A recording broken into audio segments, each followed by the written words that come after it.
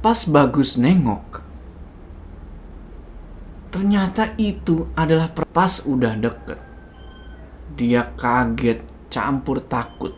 Karena lu tahu kenapa?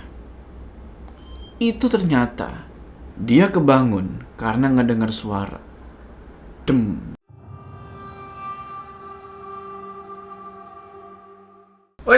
Sebelum kita masuk cerita, gue mau unboxing gold play button dulu. Wah gila, ini udah lebih dari 3 bulan ini di rumah gue belum gue unboxing. Mager ya. Oke, sekarang kita unboxing dulu ya, buat kita pajang di belakang sini. Kita unboxing. Isinya sama kayak ini, sama kayak yang unboxing silver waktu itu. Ada dus. Ini dia, gold play button. That's Prasetyo Muhammad for passing 1 juta subscriber. Gila, kita berhasil bro. Walaupun telat unboxing, kita berhasil. Kita harus merayakan ini dengan cerita horor yang keren. Kita pajang di belakangnya. Sekali lagi gue mau terima kasih sama kalian semua nih, sama subscriber gue, sama penonton gue. Karena kita telah mencapai ini, nggak mudah loh. Kita nggak mudah mencapai ini, tapi kita berhasil. Tos dulu dong. Oke, langsung intro. Assalamualaikum teman-teman, balik lagi sama gua. Apa kabar kalian semua? Semoga kalian semua yang menonton video ini diberikan kesehatan, dilancarkan rezekinya, dan selalu dimudahkan urusan-urusannya, dan selalu dilindungi wabah yang kembali lagi di pendakian horormu, dimana di segmen ini gua akan menceritakan kisah-kisah horor pendakian kalian yang mungkin aja bikin gua gak mau naik gunung lagi. Dan pada kali ini gua mau nyeritain pendakian horornya seseorang yang bernama Bagus. Sewaktu dia mendaki ke Gunung Kawi via Precet. Sorry ya kalau gue salah baca Precet atau Precet, gua nggak tahu asli. Oke, sewaktu dia mendaki ke Gunung Kawi via Precet di tahun 2005. Dan dia mendaki ke gunung itu sendirian, alias solo hiking. Pengalaman ini menurut Bagus adalah sebuah pengalaman yang cukup membingungkan sekaligus menyeramkan yang gak bakalan dia lupain seumur hidup. Karena pengalaman ini bener-bener gak masuk di logikanya dia. Pengen tahu kenapa bisa begitu? Tonton video ini terus. Udah, gak usah lama-lama lagi. Siap ya? Mode horor aktif.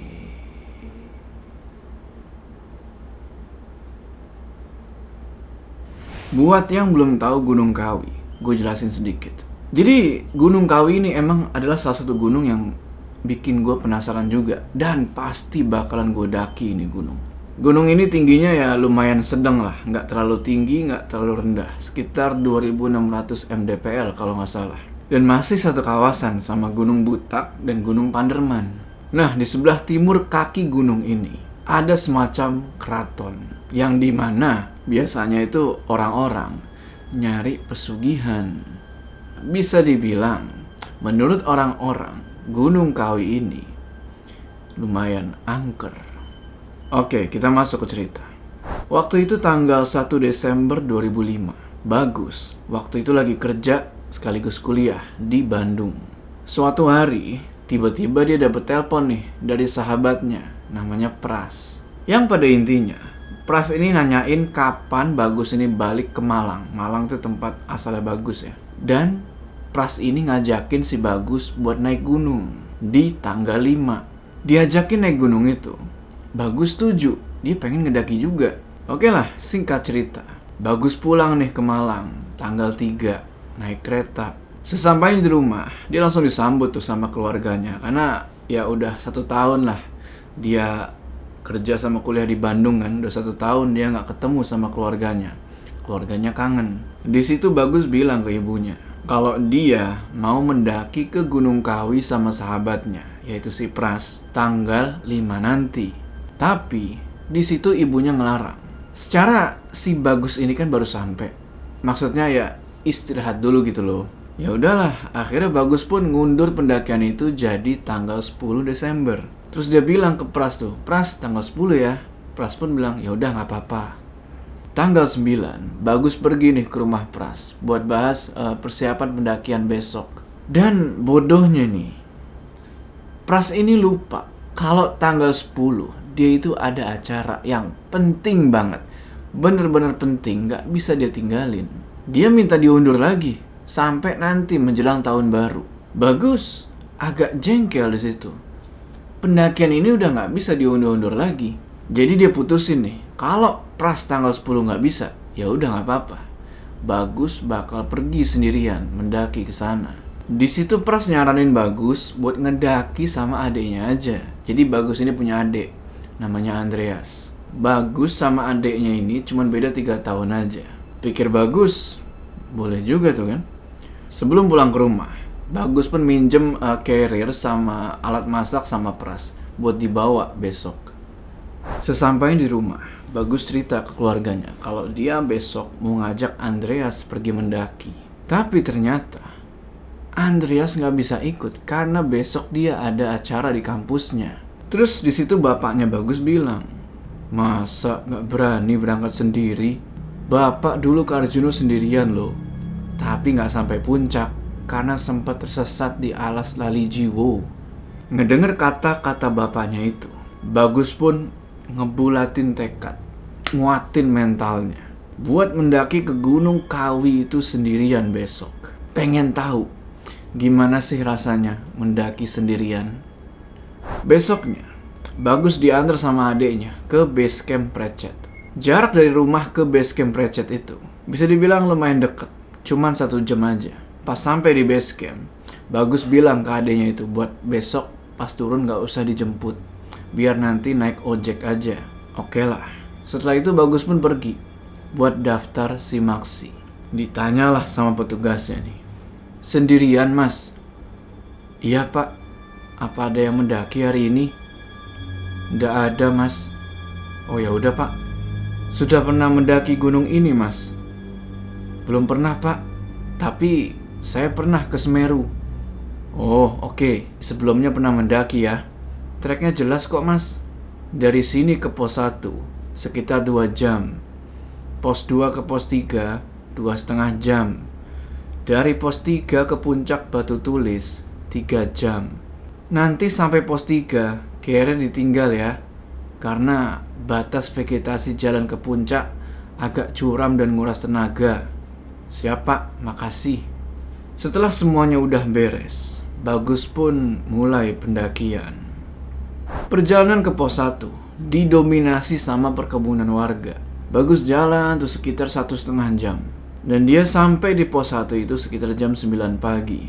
Di situ dia istirahat, minum, kurang lebih 15 menitan. Cukup istirahat, dia lanjut lagi jalan ke pos 2.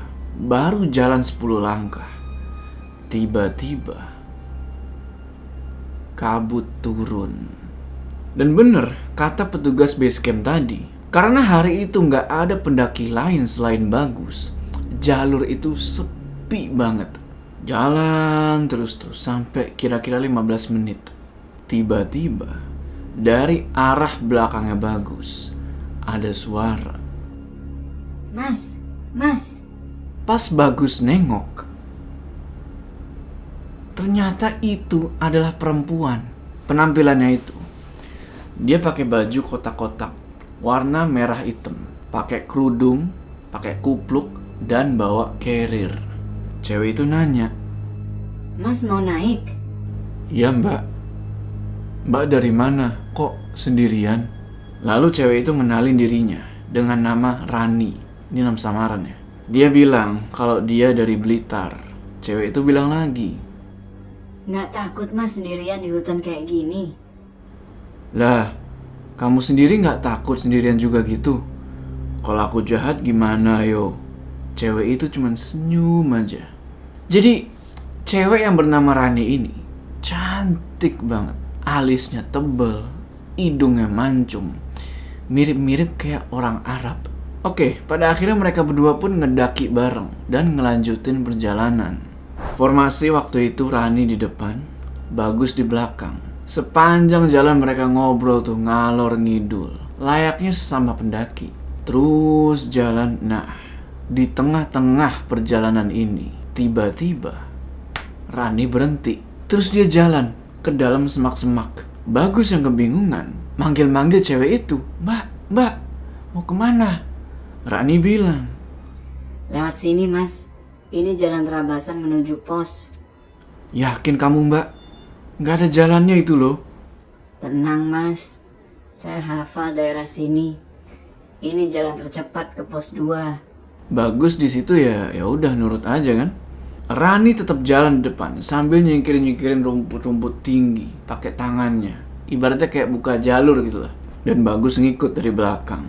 Rani ini karena jalannya lumayan cepet, si Bagus sampai ketinggalan lumayan jauh. Sampai akhirnya cewek itu udah gak kelihatan lagi. Bagus panggil-panggil tuh Rani, tapi gak ada jawaban sama sekali. Mana kabut makin tebel lagi. Dalam hati dia bilang, "Sialan nih cewek, gue ditinggal." Terus Bagus mutusin buat berhenti sebentar di tengah-tengah hutan itu. Gak jelas itu ada di mana. Gak ada jalan setapak, cuman ada rumput-rumput tinggi. Dia mikir. Akhirnya dia mutusin buat balik lagi ke jalur yang tadi yang bener. Nah, baru muter balik nih. Baru 5 langkah. Tiba-tiba dari samping kiri dia ada suara.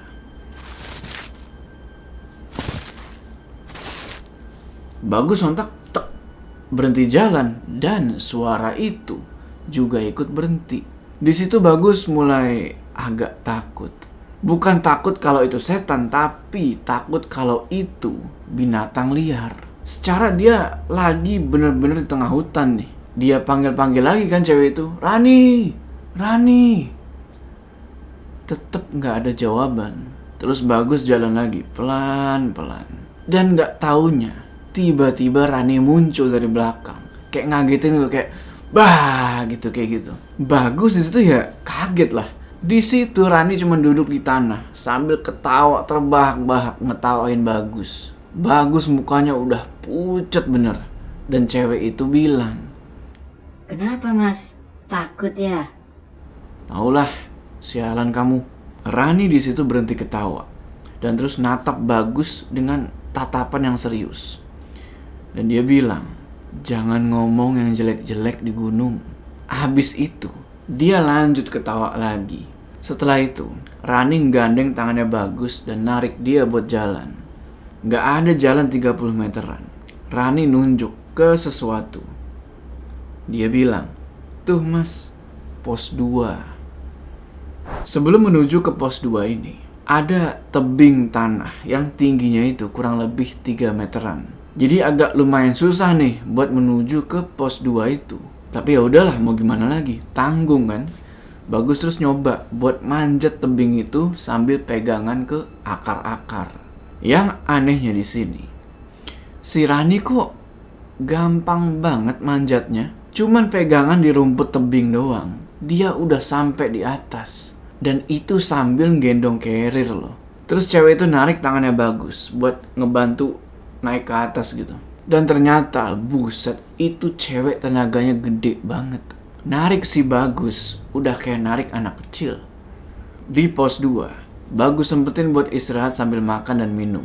Sedangkan Rani itu cuma diem aja sambil mainin tali kupluknya gini dan nyanyi-nyanyi kecil pakai suara lirih.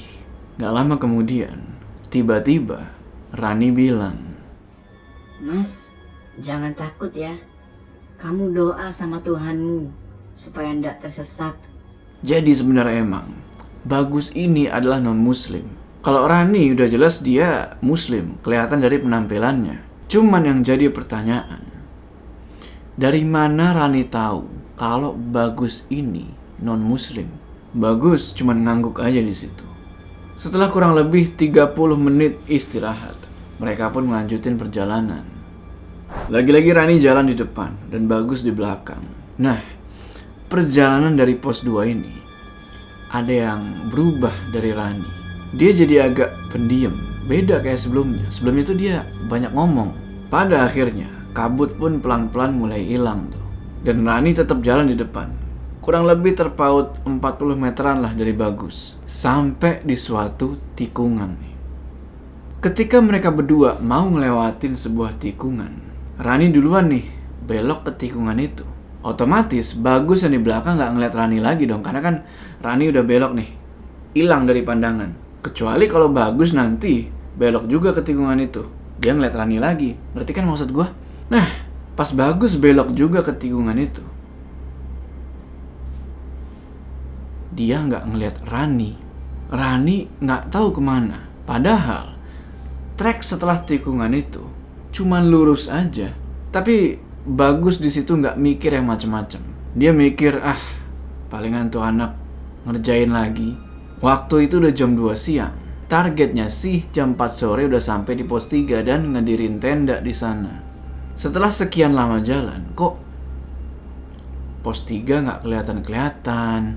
Padahal treknya udah jelas, nggak banyak percabangan. Dan yang anehnya, kemana Rani? Kok dia udah nggak muncul-muncul lagi?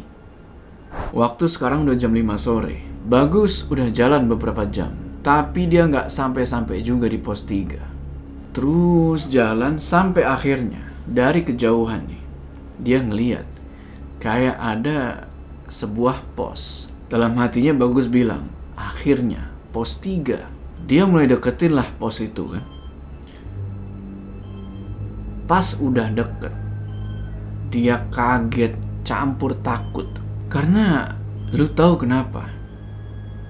Itu ternyata pos 2 lagi. Bagus ngelihat di pos itu masih ada tuh puntung rokok yang dia buang di dekat batu tadi. Bingung setengah matilah dia di situ. Itu jalur dari tadi cuma naik dan naik. Kok bisa sampai di pos 2 lagi? Karena hari udah mulai gelap, Bagus sempat kepikiran nih, apa balik ke base camp aja ya? Pulang. Tapi nggak tahu kenapa, bukannya langsung jalan pulang. Dia malah kepikiran lagi buat ngedirin tenda di pos 2 itu. Baru nanti besoknya pulang ke rumah. Mungkin pikir dia, daripada turun gelap-gelap kayak gitu, nanti jadi malah tambah kenapa-napa lagi. Sekitar jam 7 malam, tenda udah jadi. Perlengkapan udah dimasukin semua ke dalam tenda. Bagus bikin kopi nih. Nah, pas lagi bikin kopi itu, tiba-tiba dia ngedenger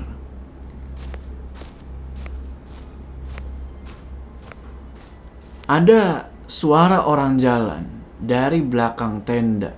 Pas Bagus arahin senter ke belakang, gak ada apa-apa. Dan suara itu hilang. Dia sempet merinding di situ. Gak lama kemudian ada suara lagi dari arah belakang tenda itu. Tapi kali ini bukan langkah kaki, namun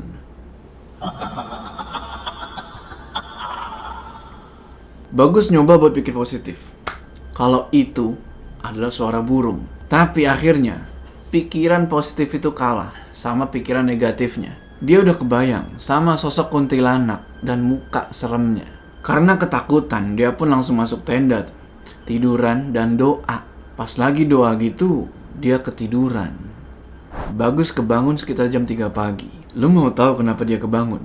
Dia kebangun karena ngedengar suara. Dem, dem, dem. Kayak ada sosok yang gede banget lagi jalan. Lalu gak tahu gimana, tiba-tiba dari kuping kanannya ini ada suara cewek yang ngebisikin. Dan suaranya itu mirip sama suaranya Rani. Suara itu bilang, "Lari, Mas." Bagus sontak keluar tenda dan nyari dari mana sumber suara tadi. Suara yang dem, dem, dem. Dia senterin tuh ke setiap sudut hutan yang gelap. Sampai tek. Ada sosok yang kesenter sama dia. Bagus gak tahu itu makhluk apa. Tapi dari penampilannya, makhluk itu kayak kera. Warnanya putih dan itu tinggi banget. Ada kali kurang lebih 10 meter. Matanya merah. Mulutnya itu taring semua.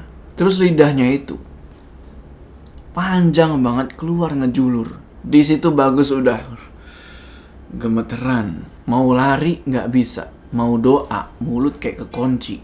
Tapi senter tetap ngarah ke sosok itu. Dan tiba-tiba sosok itu jalan. ngedeketin Bagus. Pas tangan sosok itu mau ngeraih Bagus, dari arah belakang atasnya dia kayak ada kilatan cahaya.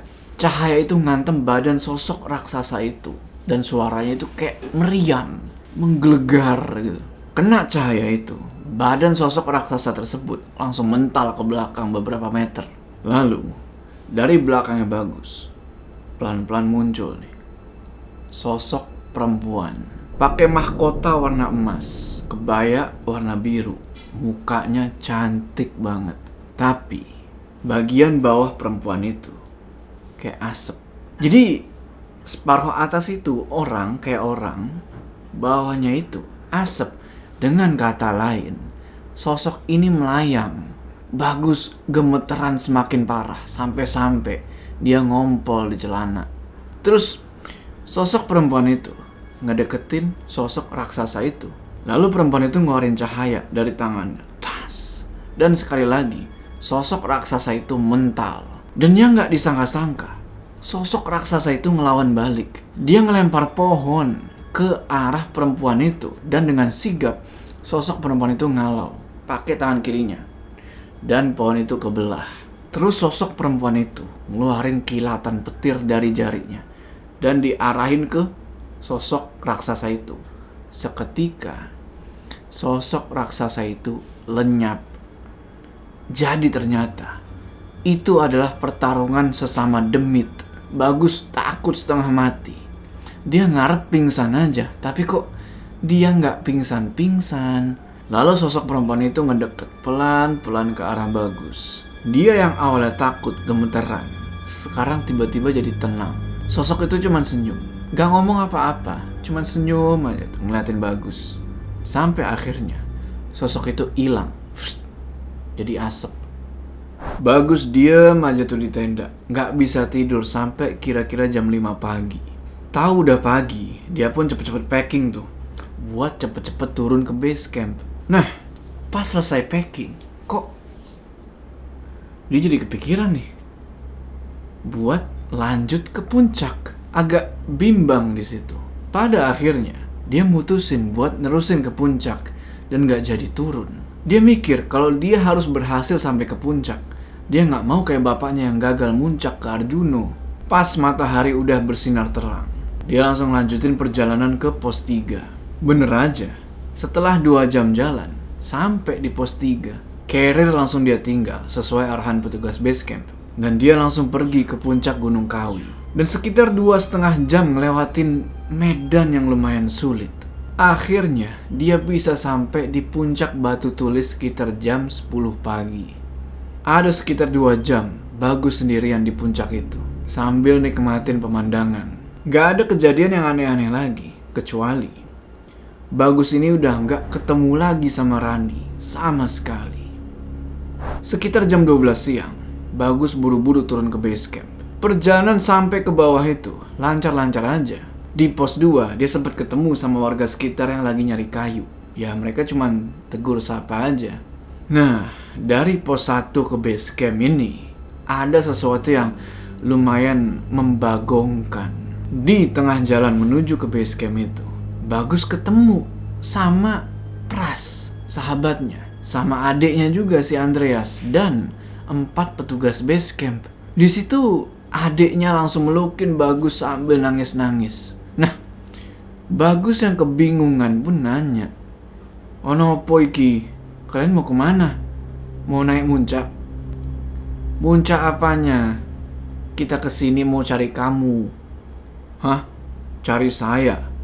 Baru sehari ditinggal, udah kangen aja kamu, Pras." "Sehari? Kamu gak pulang selama 5 hari, makanya kita khawatir sama kamu." Bagus yang tadi bingung jadi makin bingung di situ. Lalu dia diantar sampai ke rumah warga yang namanya itu Pak Basuki. Bagus cerita detail tuh tentang apa aja yang udah dia alami di gunung itu, termasuk juga pertemuan dia sama Rani. Setelah ngedenger Bagus cerita, Pak Basuki terus ngeluarin sebuah buku yang kelihatannya udah lama banget. Ternyata buku itu isinya adalah berita-berita yang ada di gunung itu. Dan ada nama Rani di situ. Jadi, 11 tahun yang lalu, ada seorang perempuan namanya Rani yang dinyatakan hilang sewaktu ngelakuin pendakian ke gunung itu. Apakah itu sosok perempuan yang sama yang nemenin Bagus di awal-awal pendakian? Oke teman-teman, gimana tuh tadi ceritanya? Tulis pendapat kalian di kolom komentar ya. Pokoknya hati-hati kalau mau solo hiking. Pastikan ilmu kalian cukup, mental kalian kuat, fisik kalian kuat. Karena solo hiking itu bukan buat orang yang sembarangan cuy. Gue aja sampai sekarang belum berani buat solo hiking. Kenapa? Karena ilmu gue masih kurang. Tapi gak apa-apa sih kalau kalian mau solo hiking. Siapa tahu nanti ada yang nemenin di sana. Sebelum kita berpisah, jangan lupa kalian like video ini, dan bagi yang belum subscribe, ayo subscribe sekarang ke channel ini supaya kalian gak ketinggalan cerita-cerita horor selanjutnya gua Jo. Sampai ketemu di cerita selanjutnya.